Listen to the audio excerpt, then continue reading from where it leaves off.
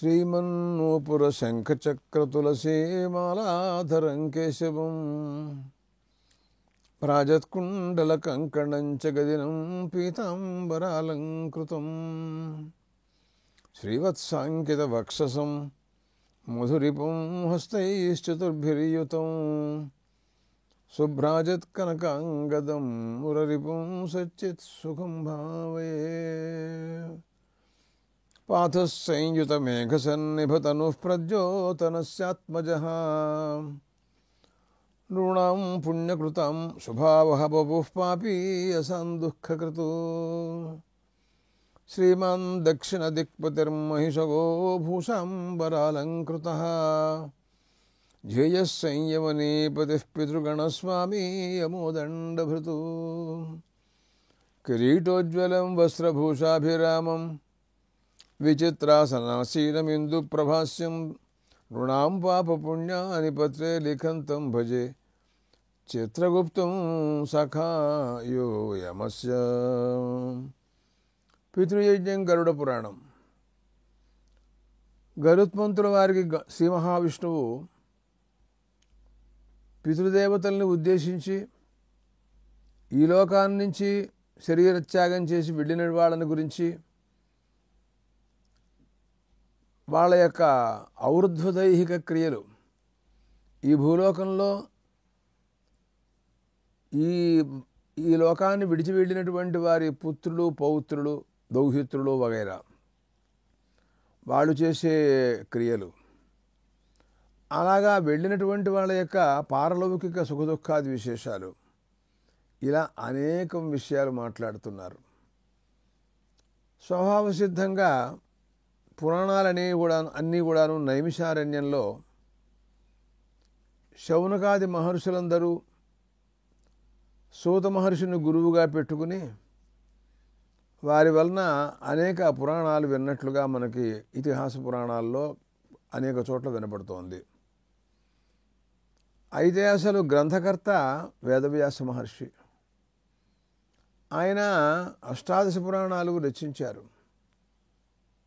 మహాభారతం కూడా రచించారు. అలాగా భాగవతం, బ్రహ్మసూత్రాలు, ఇట్లా అనంత వాంగ్మయం కూస్తా కాదు. పైగా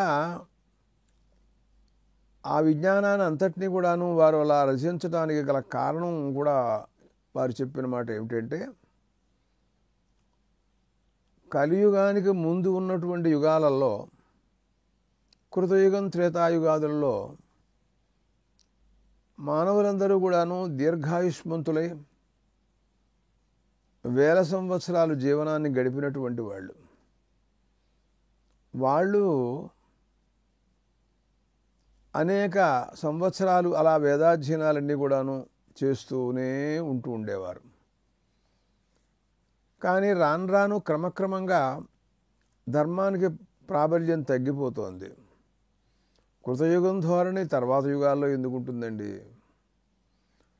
త్రేతాయుగంలో శ్రీరామచంద్ర ప్రభు అవతరించాడు అని, ద్వాపరం చివరిలో శ్రీకృష్ణ పరమాత్మగా అవతరించారు శ్రీ మహావిష్ణువు అని, కలియుగం రాబోతోంది అని, ఈ యుగధర్మాన్ని అనుసరించి అధర్మం ప్రబలంగా ఉంటుంది, ధర్మం చాలా తక్కువగా ఉంటుందని,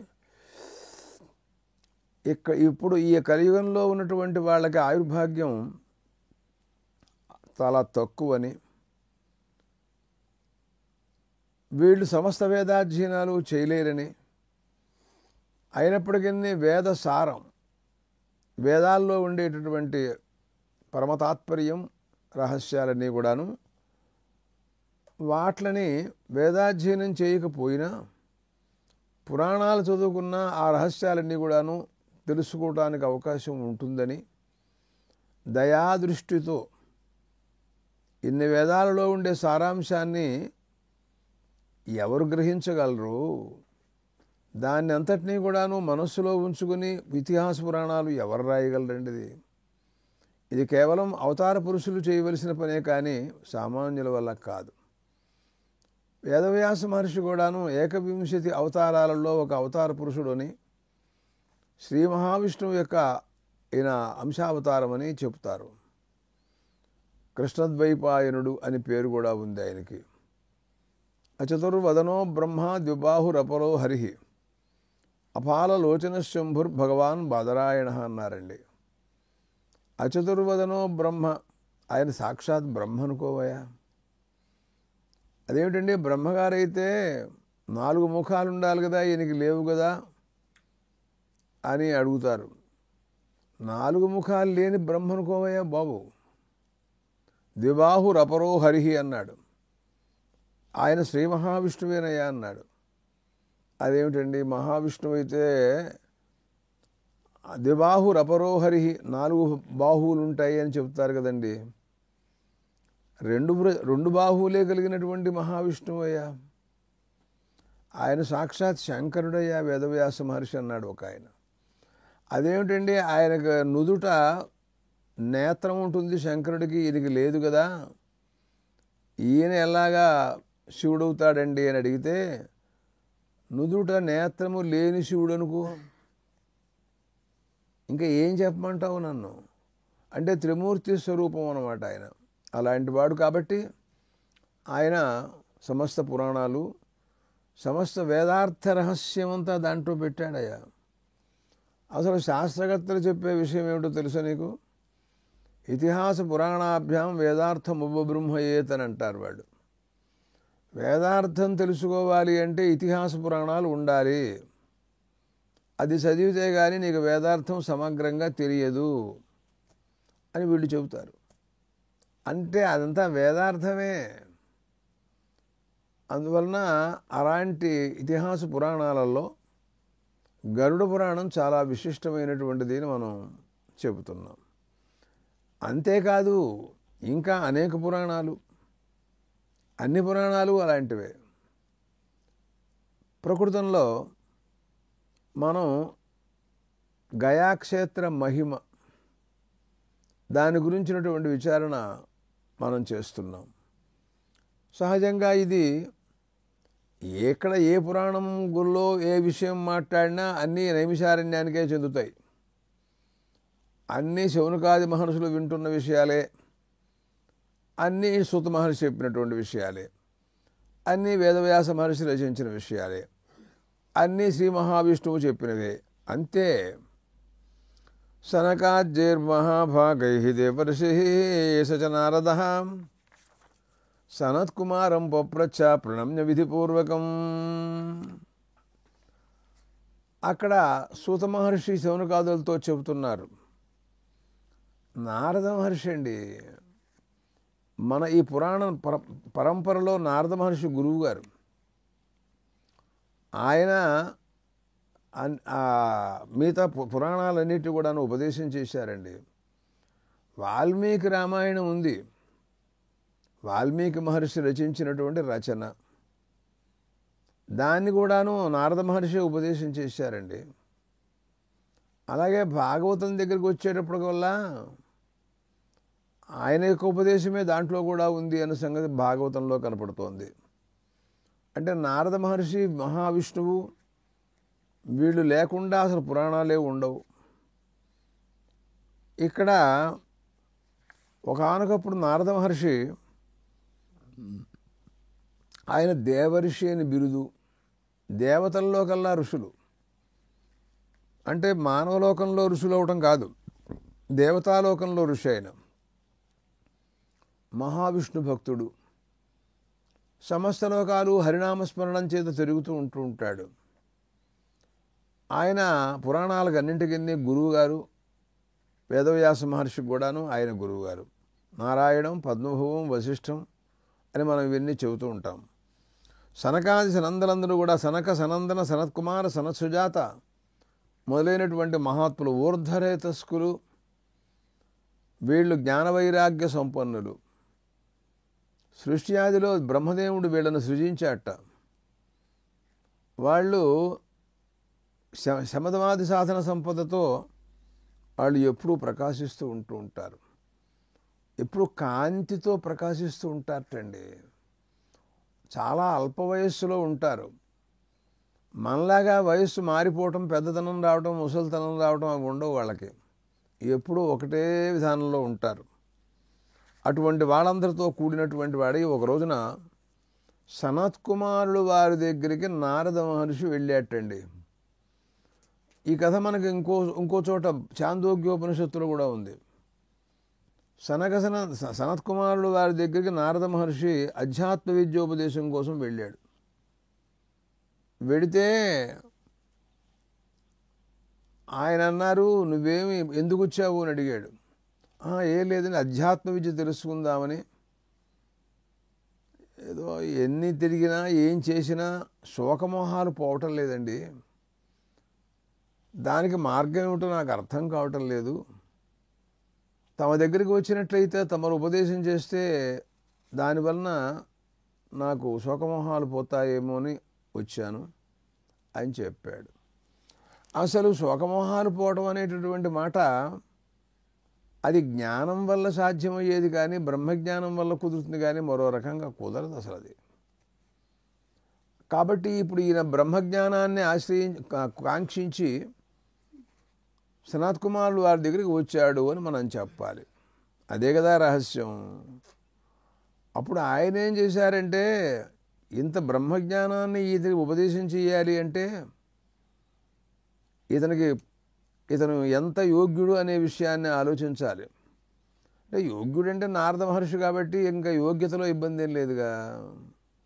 అయితే చదువు ఏం చదువుకున్నాడు, అమాంతంగా ఈ రోజున అధ్యాత్మ విద్య ఉపదేశం చేయాలంటే దానికి ముందు పూర్వరంగంగా కొంత శాస్త్రాలు చదువుకుని ఉండాలి కదా అని అడిగితే అప్పుడు ఆయన అనేక విద్యలన్నీ చదువుకున్నాను అని చెప్పినట్టు, తర్వాత ఆయన తరతశోకం ఆత్మవిత్తు అని సనత్కుమారుడు వారు నారద మహర్షికి నాయన ఆత్మజ్ఞానం వల్లనే శోకమోహాలు పోతాయని చెప్పినట్టుగా ఒక కథావృత్తాంతం అంతా కూడాను చాందోగ్యోపనిషత్తులో ఉంది. ఇప్పుడు ఆ వృత్తాంతం కాదు మనకిక్కడ. ఈయనేమంటున్నాడంటే, లోకోద్ధరణ కోసం అని సనత్కుమారుడు వారి దగ్గరికి వచ్చాడు నారద మహర్షి. లోకోద్ధరణ అంటే ప్రపంచగాన్ని అనుగ్రహించడం కోసం అయ్యావు.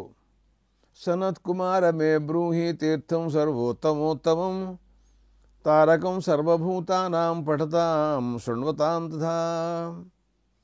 సనత్కుమార, నాకు సమస్తమైనటువంటి తీర్థాలలో కల్లా ఉత్తమోత్తమైనటువంటి తీర్థాన్ని గురించి చెప్పవలసిందిగా కోరుతున్నాను అని అడిగాడు.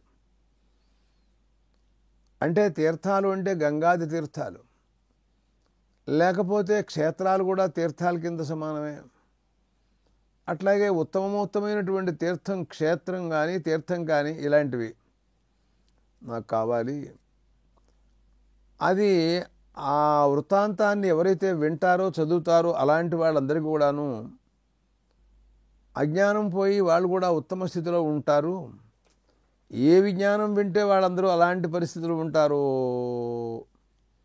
అటువంటి తీర్థాన్ని గురించి నాకు చెప్పవలసిందిగా కోరుతున్నాను అని అడిగాడండి. అంటే లోకంలో గయా, గంగా, యమున, సరస్వతి, కావేరి, అలాగే కృష్ణ, గోదావరి ఇలా అనేక ఉన్నాయి కదయ్యా. అన్నీ కూడా గొప్పవేనయ్యా. మనం ఏమని చెబుతాం, ఒక్కొక్క దానికి ఒక్కొక్క ప్రభావం ఉంటుందని చెబుతారండి. ఒకదాన్ని నర్మదా నదీ ఆ తీర్థం తాగితే వాడు కృతార్థులు అవుతాడని ఒకడు అంటాడు. దర్శనం చేసినంత మాత్రం చేత కృతార్థులు అవుతాడు అని గంగ దగ్గర చెబుతారు. ఇలా రకరకాలుగా ఉన్నాయ్యా. సరే, అవన్నీ అలా ఉంచు. ఇప్పుడు ప్రస్తుతం నాకు అన్న తీర్థాలలో కల్లా అత్యంతమైన ఉత్తమమైనటువంటిది, ఉత్కృష్టమైనటువంటిది శ్రాద్ధాదులలో మనం పితృయజ్ఞాన్ని గురించి మాట్లాడుతున్నాం కాబట్టి పితృదేవతలందరూ సంతృప్తి చెంది ఏ తీర్థంలో శ్రాద్ధం చేసినట్లయితే మన పితృపితామహ ప్రపితామహాదులందరూ కూడాను సంతృప్తి చెంది వాళ్ళు ఒకవేళ నరకాది లోకాల్లో ఉన్నా కూడా ఉత్తమ లోకంలోకి వెళ్ళిపోయి వాళ్ళు మనని అనుగ్రహిస్తే మనం ఈ లోకంలో సుఖ సంతోషాదులతో పుత్రపూత్రాభివృద్ధితో ధనధాన్యాదులతో తొలతూగుతూ అలాంటి ఉత్తమోత్తమైనటువంటి క్షేత్రాన్ని గురించి నాకు చెప్పవలసిందని అడిగాడు. ఓహో, చాలా బాగుందయ్యా, యచ్ఛ్రుత్వా సర్వ పాపేభ్యో ముచ్యతే నాత్ర సంశయ అన్నాడు. ఏ వృత్తాంతాన్ని విన్నంత మాత్రం చేతనే మానవుడు సమస్త పాపాలు పోగొట్టుకుంటాడో అటువంటి క్షేత్రం కావాలి, అటువంటి తీర్థం నాకు చెప్పవలసింది అని కోరుతున్నాను అని అడిగాడు. అంటే అప్పుడు ఆయన అన్నాడు, గయా తీర్థం అని ఒకటి ఉందయ్యా, గయాక్షేత్రం, అది చాలా గొప్పది, దానికంటే గొప్పది ఇంకా ఉంటుందని నేను అనుకోను. అది కీటక దేశాలలో ఉందిటండి. ఆ ప్రదేశాలని కీటక దేశాలు అని అంటారు. ప్రస్తుతం బీహార్ అని అంటుంటారు మన వాళ్ళు, ఇంగ్లీష్లో, తెలుగులో, ఇంకా వాళ్ళ భాషలో. ఈ గయా మహాత్మ్యాన్ని ఎవరైతే వింటారో వాళ్ళకి, విన్నవాళ్ళకి, చెప్పిన వాళ్ళకి సమస్తమైనటువంటి పాపాలు పోతాయని చెప్పడంలో సందేహం లేదయ్యా. మరొక విషయం, గయాతీర్థంలో పితృదేవతల్ని ఉద్దేశించి శ్రాద్ధాచరణ చేసినట్లయితే పితృదేవతలు ఒకవేళ నరకంలో ఉన్నా ఏం పర్వాలేదయ్యా, అందరూ కూడా ఉత్తమ లోకంలోకి వెళ్ళిపోతారు. ఏమయ్యా వీళ్ళు నరకలోకంలో ఇంకా ఉండకూడదయ్యా, వీళ్ళ వంశీయుడు భూలోకంలో గయాశ్రాద్ధం చేశాడు, వీళ్ళు పంపించేసే ఈ స్వర్గలోకంలోకి అని వాళ్ళందరినీ కూడాను ట్రాన్స్ఫర్ చేసేస్తారు. అలాంటిది గయాశ్రాద్ధం అంటే.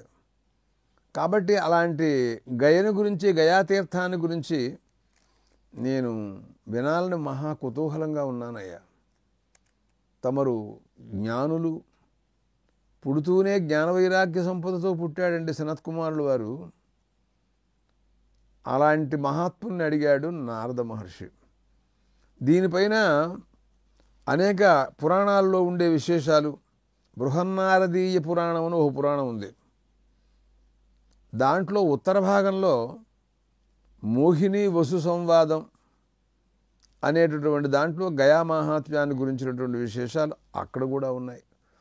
మనకి ఏ పురాణమైనా ఒకటేనయ్యా.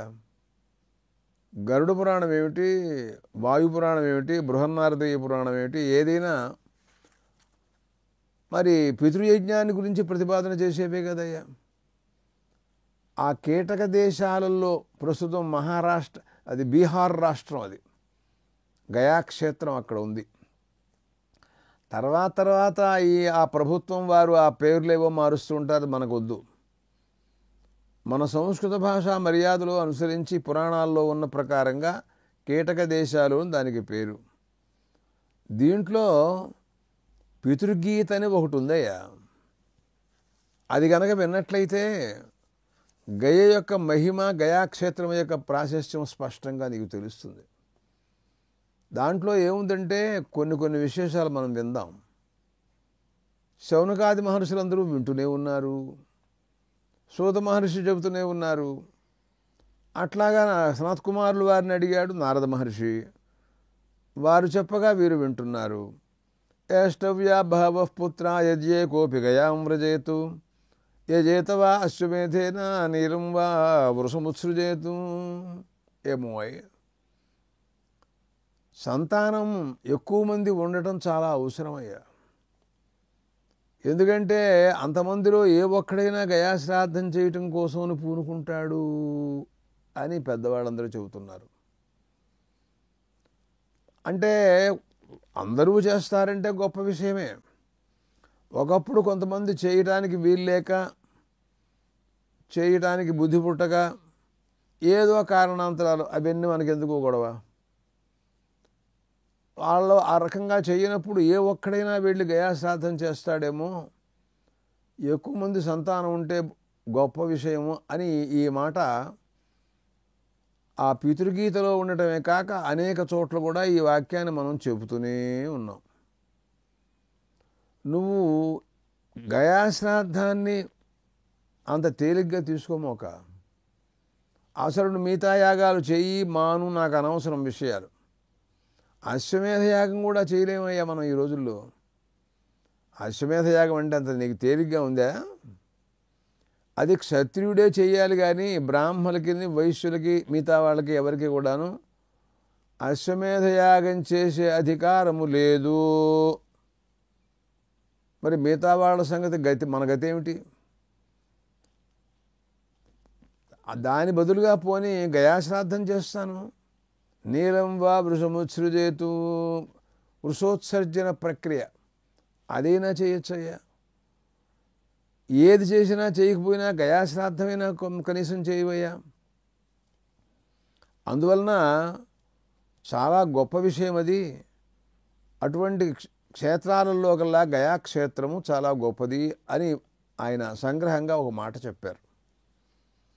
అసలు ఏమిటండి ఈ గయాక్షేత్రం, దీని గురించినటువంటి విచారణ ఎందుకోసమని అంత ప్రాముఖ్యం దానికి వచ్చింది, నాకు ఆ విషయాలు చెప్పమని కోరుతున్నాను అని మళ్ళీ అడిగాడు. అడిగితే దానిపైన సనత్కుమారుడు వారు మాట్లాడుతూ, పూర్వకాలంలో అసలు మన పురాణాల్లో బ్రహ్మగారు విష్ణువు యొక్క నాభికమలంలోంచి ఆవిర్భవించాడు అని ఒక మాట భాగవతంలో ఉంది, అన్ని చోట్ల ఉంటుంది. అది ఒక విషయం. ఇప్పుడు రామచరిత్ర ఉందనుకోండి, అది ప్రతి పురాణంలోనూ ఉంటుంది. అది రామాయణం వాల్మీకి మహర్షి రచించటం, రామాయణం అంతా ఉండటం అది అలా ఉంచు, ప్రతి దాంట్లోనూ రామాయణం ఉంటుందండి. రామాయణం లేకుండా ఏ పురాణం ఉండదు అని చెబుతారు. అలాంటిది అది. అట్లాగా విష్ణువు యొక్క నాభికమలంలోంచి బ్రహ్మదేవుడు పుట్టినట్టు ఆయన సృష్టికర్త. ప్రధానంగా మనకి దేవతల్లో కల్లా విష్ణువు, బ్రహ్మ, శంకరుడు ఈ ముగ్గురిని గురించినటువంటి గొప్ప విషయాలు ఎక్కువగా కనపడుతూ ఉంటాయి. విష్ణు పురాణం ఉంది, విష్ణువుని గురించే చెబుతుంది. అది అంటే మిగతా వాళ్ళని గురించి కూడా మాట్లాడుతుంది, విష్ణుమూర్తికి ప్రాధాన్యం ఉంటుంది. శివపురాణం ఉంది, శివుడికి ప్రాధాన్యం ఉంటుంది. అట్లా అలాంటి పరిస్థితులలో బ్రహ్మగారు ఆయనకు సృష్టికర్తగా అధికారం ఇచ్చారు. సృష్టి చేయవలసినటువంటి వాడు ఆయన. చేసినటువంటి సృష్టిని పరిపాలించటం వంతు మహావిష్ణువుది. సమయమైపోయినప్పుడు ప్రళయకాలంలో సంహరించటం రుద్రుడి యొక్క అంశం, ఆయన యొక్క అధికారం. ఇలా వ్యవస్థలన్నీ కనపడుతున్నాయి పురాణాలలో. అటువంటి పరిస్థితులలో బ్రహ్మదేవుడు సృష్టి చేయడానికి పూనుకున్నాడండి. ఆ సృష్టి చేసేటప్పుడు తన తండ్రి అయినటువంటి మహావిష్ణువుని స్మరించటం, లేక శంకరుణ్ణి కానీ ఎవరో మహాత్ములు, ప్రతి వాళ్ళు కూడాను పరమాత్మని స్మరణ చేస్తూనే ఉంటారయ్యా. సౌమనస్యంతో పరమాత్మ ధ్యానంతో సృష్టికాలంలో మహాత్ములు పుట్టాలి చాలా గొప్పగాను అని ఆయన సంకల్పం. బ్రహ్మదేవుడు అంటే అంత మరి సామాన్యమా, సృష్టికర్త కదా. దాని ప్రకారంగా దేవతలందరినీ సృజించేటండి ఆయన. ఆసురభావంతో రాక్షసులందరినీ సృజించేట. ఏమండి ఎందుకండి ఇలా చేస్తాడినా? అదేదో మంచివాళ్ళనే సృజించకూడదు, మళ్ళీ ఆసురభావంతో రాక్షసుని సృజించాడేమిటినా అని ఒకానొక సందేహం. దాంట్లో అయితే రాక్షసులు అంటే ఈ సృష్టి ఎలా ఉంటుందంటే మనం ఒక విషయం గుర్తించాలి. ఇప్పుడు చాలామందికి తత్కాలంలో ఏది ప్రస్తుతం జరుగుతూ ఉంటుందో దాన్ని దృష్టిలో పెట్టుకొని మాట్లాడుతుంటారు. చూడండి, ఒకానొక వ్యక్తి అతను చాలా చాలా చాలా చాలా శ్రద్ధాసక్తులతో భగవద్ధ్యానం కానీ పూజ కానీ మరొకటి కానీ చేస్తూ ఉంటాడు. అతనికి అనేక తర్వాత కానీ ఆ సమయంలో కానీ కొన్ని ఇబ్బందులు కూడా వస్తూ ఉంటాయి. వాడు ఏమంటాడంటే, నేను అన్నీ మంచి చేస్తున్నాను, పూజలు చేస్తాను, అనేక రకాలుగా భగవద్ధ్యానాలు చేస్తుంటాను, యాగాలు చేస్తుంటాను, హోమాలు చేస్తూ ఉంటాను, దానాలు చేస్తుంటాను, అయినా ఏమిటండి నాకు ఈ కష్టాలు ఏమిటి అని అంటాడండి. అంటే వాడి ఉద్దేశం ఏంటంటే వాడికి జన్మాంతరం లేదు అని అనుకుని ఈ ప్రశ్న వేస్తున్నాడేమో, జన్మాంతరం ఉందన్న సంగతి తెలిసి కూడా ఈ ప్రశ్న వేస్తున్నాడేమో నాకు తెలియదు. అంటే వాడికి మనం చెప్పవలసింది ఏమిటి అంటే, ఇప్పుడు చేసినటువంటి కర్మఫలం తర్వాత ఎప్పుడో అది అనుభవయోగ్యంగా ఉంటుందబ్బాయి. నువ్వు చేలోకి వెళ్ళావు, దుక్కు దున్నావు, దాంట్లో విత్తనం వేశావు, వెంటనే ఫలం రాలేదంటాడేంటి? ఒకడో మామిడి చెట్టు పెట్టాడయ్యా, ఆ చెట్టు పెట్టి మొక్క కొంచెం అంకురం వచ్చింది, వెంటనే పండు రావాలి. మెంటలా వాడికి ఏమన్నా? అసలు మైండ్ ఉందే వాడికి ఏమన్నా? ఎన్నాళ్ళు పడుతుందంటావా? ఒక మామిడి చెట్టుకే ఇన్ని 4 సంవత్సరాలు 5 సంవత్సరాలు అయితే కానీ పండు రాదు అని వాడు చెబుతున్నారు. అరటి తోట, కొబ్బరి తోట పెట్టాడు, జపం చేస్తూ కూర్చున్నాడు, సంవత్సర కాలానికి కానీ అరటికాయ రాలా బయటికి. పెట్టంగానే నాకు వాడికి సంతానం లేదు. వాడికి రావి చెట్టు ప్రదక్షిణం చేయమని చెప్పారట ఎవరు. ఒక ప్రదక్షిణం చేయగానే ఒక ఆవిడ అనమాట పొట్ట చూసుకుంటుంది ఆవిడ. నేమ్మ కడుపు మాడిపోనా, ఒక ప్రదక్షిణానికి గర్భం వస్తుందా? రెండో ప్రదక్షిణానికి మళ్ళీ చూసుకుంటుంది. అదేమిటయ్యా, 10 మాసాలు మోసిన తర్వాత కదా నీకు సంతానం కలిగేది, వెంటనే కలగలేదంటుంది అంటారేంటండి? అంచేత వాడు చేసే పుణ్యాలకి తర్వాత ప్రయోజనాలు వస్తాయి. ఇప్పుడు ప్రస్తుతం జన్మాంతరంలో చేసిన పాపాలున్నాయే, వాట్ల ఫలం ఇప్పుడు అనుభవిస్తున్నావు. క్రమంగా వస్తుంది, నువ్వు కంగారు పడితే ఎలా కుదురుతుంది? వాడు డబ్బు వేశాడు, దీనివల్ల వడ్డీకి నాకు దీంట్లోంచి డబ్బు అధికంగా రావాలి అని బ్యాంకులో వేశాడు. వాడు ఒక నెలలో 2 నెలలో 3 నెలలో హద్దు పెట్టాడు. దాని తర్వాత నీకు ఇంత డబ్బు ఎక్స్ట్రా వస్తుంది అని చెప్పాడు. రోజు వెళ్ళి బ్యాంకు దగ్గర కూర్చుంటాడు వీళ్ళు. ఆ మేనేజర్తో, ఏమయ్యా నాకు డబ్బు, నాకు ఎక్కువగా డబ్బు, రోజు డబ్బు ఎవడు ఇస్తాడయ్యా నీకు? అట్లా మన శాస్త్రముల యొక్క మర్యాదని జాగ్రత్తగా పరిశీలించుకోవాలి. కానీ ఎప్పటికప్పుడు వాళ్ళు చాలా గొప్ప తెలివిగల వాళ్ళుగా మాట్లాడుకుంటూ ఉంటారు. వాళ్ళు మాట్లాడినా ఏమీ జరగదు. పూర్వం ప్రాచీనుడు చెప్పినటువంటి ఈ శాస్త్ర ప్రకారంగానే జరుగుతాయి. మనం ఊరికే కంగారు పడి గంతులేసి అవతల వాళ్ళని తిట్టి మనం తిట్టుకుని ఇలాంతా ప్రయోజనం లేదు అని ఇదంతా మనం జాగ్రత్తగా మనం వినాల్సి ఉంటుంది. ఈ రకంగా సనత్ కుమారుడు వారు నారద మహర్షికి మరి గయాక్షేత్రం మహిమని గురించి చెప్పదలుచుకున్నారు. దానికోసమని అసలు పూర్వరంగంలో బ్రహ్మ విష్ణు మహేశ్వరుడు వారి ద్వారా, వాళ్ళల్లో బ్రహ్మగారు సృష్టికర్త కనుక ఆయన ఎలాగా సృష్టి చేశాడు ఏమిటి అనే విశేషాలని మాట్లాడుతున్నారు. ఇంకా విశేషాలు మాట్లాడతారు. మనం రాబోయే ఎపిసోడ్లో మనం విందాం. స్వస్తి.